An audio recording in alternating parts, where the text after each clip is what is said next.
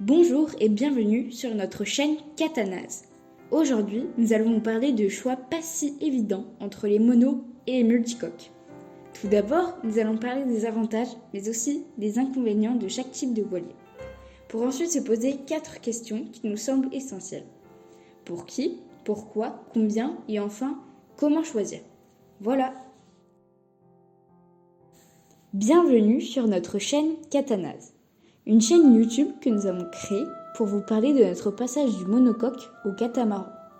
Quand on achète un catamaran, on rêve le plus souvent de plage, de surf et de baignade. Mais sûrement pas d'un raz-de-marée de complications. Nous avons été confrontés à de nombreux mensonges, des tromperies et trop de vices cachés.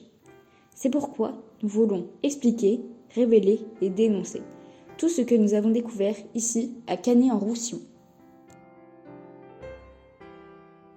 Dans cette première partie, nous allons vous parler des avantages et des inconvénients des monocoques et des multicoques. Pour commencer, les avantages des catamarans correspondent en général aux inconvénients des monocoques.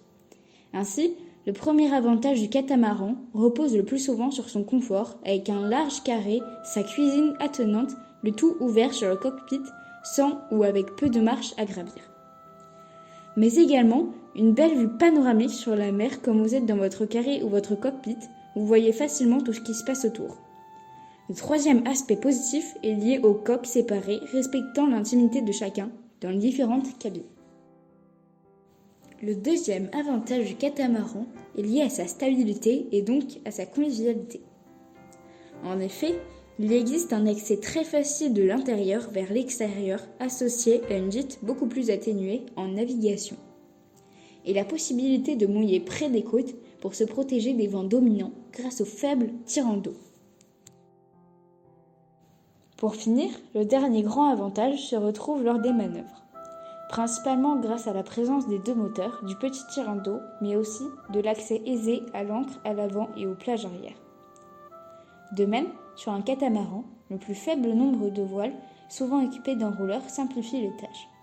Enfin, il est moins nécessaire de sécuriser les équipements avant un départ en navigation, du fait de sa stabilité. A l'inverse, les reproches que l'on peut faire au catamaran correspondent régulièrement aux points forts des monocoques. Ainsi, les catamarans sont souvent dits moins marins. En particulier aux allures de près, ils peinent souvent à remonter au vent, même si la présence de dérives facilite leur progression. Les catamarans ne gîtent pas, ou peu. En revanche, ils tendent plutôt à tanguer, c'est-à-dire à bouger d'avant en arrière. De plus, quand le vent monte, il faut penser à réduire la voilure avant de se retrouver dans une situation difficile à surmonter avec la grand voile qui, poussée par les rafales, ne veut plus descendre. La dernière difficulté est liée au bruit significatif des vagues, en particulier si la houle est prononcée et la nacelle basse. Un autre grand handicap des multicoques, c'est leur coût. Si l'achat et l'entretien est effectivement plus cher, cela est directement lié au nombre de coques et aux équipements à prévoir et à maintenir en état. Il faudra prévoir 2 pleins de gasoil, car il y a 2 moteurs. Et par conséquent, l'assurance sera plus élevée. De même, les places de port et les frais de manutention, du fait de l'encombrement, seront souvent majorés. Finalement, beaucoup reconnaîtront que les monocoques sont souvent plus esthétiques, plus stylés. Difficile d'avoir un pont laté entièrement de teck ou des écoutes lourdes en chanvre, quand on fait la course au gain de points sur un multicoque. C'est une question de choix et de goût, mais il est difficile pour les multicoques de retrouver l'esthétique d'un classe J.